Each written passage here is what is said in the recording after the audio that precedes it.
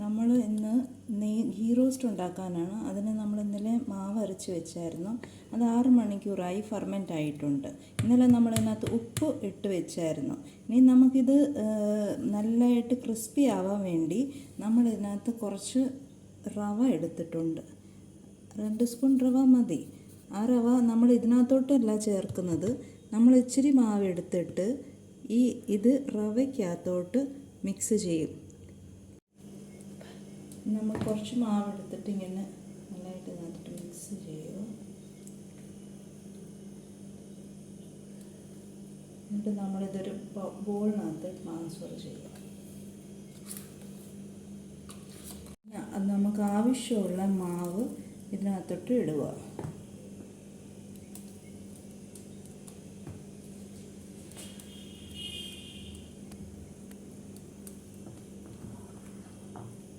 നല്ലതായിട്ട് ഇത് ഇളക്കിയിട്ട് ഇതിനകത്ത് 1 സ്പൂൺ പഞ്ചസാരയും കൊണ്ട് ഇടണം.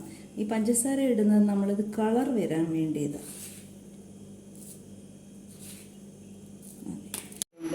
നന്നായിട്ട് ചൂടാകട്ടെ.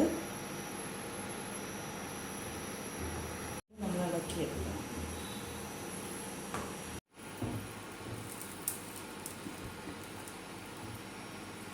നമ്മളിവിടെ തവ ചൂടായിട്ടുണ്ട്.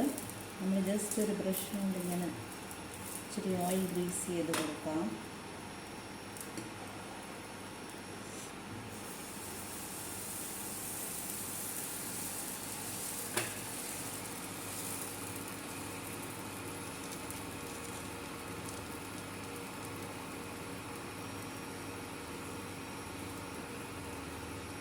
നന്നായിട്ട് നമ്മൾ മാക്സിമമായിട്ട് പരത്തി കൊടുക്കണം. അങ്ങനെ ഇവിടെ നമ്മുടെ നെയ്യ് റോസ്റ്റ് ആയിട്ടുണ്ട്. ക്രിസ്പിയാണ്. എല്ലാവരും ഒന്ന് ചെയ്ത് നോക്കണേ. അങ്ങനെ ഇവിടെ നമ്മുടെ ഗീ റോസ്റ്റ് ആയിട്ടുണ്ട്. നല്ല മുരിഞ്ഞ് നല്ല കളറൊക്കെ ഉണ്ട്. എല്ലാവരും ഒന്ന് ട്രൈ ചെയ്ത് നോക്കണേ. നമ്മളിവിടെ ചമ്മന്തിക്കായി ഇച്ചിരി തേങ്ങ, 3-4 കൊച്ചുള്ളി, 3 വറ്റൽമുളക്, കറിവേപ്പില, ഒരു കൊച്ചു കഷ്ണം ഇഞ്ചി, ഇച്ചിരി ഉപ്പ് ചേർത്തിട്ട് നന്നായിട്ട് അരയ്ക്കാം.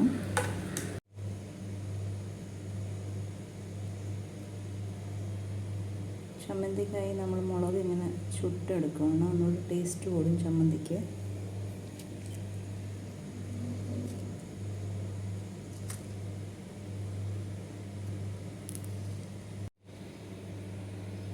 നമ്മൾ ചമ്മന്തി അരച്ച് വന്നിട്ടുണ്ട്. ഇനി ഇതിന് കടുക് വറുക്കാം. നമുക്ക് ഈ ചമ്മന്തി കടുക് വറുക്കാനായി നമ്മളിവിടെ ഒരു പാൻ വെച്ചിട്ടുണ്ട്. അതിനായിട്ട് നമ്മൾ ഇച്ചിരി കറിവേപ്പില, വറ്റൽമുളക്, ഒരു കൊച്ചു ഉള്ളി അരിഞ്ഞത് എടുത്തിട്ടുണ്ട്. നമ്മൾ വെളിച്ചെണ്ണ ഒഴിക്കും. 2 സ്പൂൺ. എടുത്ത് വെച്ചേക്കുന്ന കൊച്ചുള്ളി, കറിവേപ്പില, വറ്റൽമുളക് ഇട്ട് നന്നായിട്ടൊന്ന് ഇട്ടിട്ട്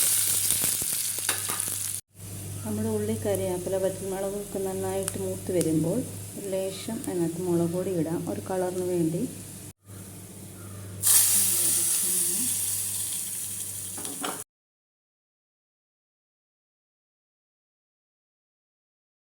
അങ്ങനെ ഇവിടെ നമ്മുടെ ഗീ റോസ്റ്റും ചമ്മന്തി ആയിട്ടുണ്ട്.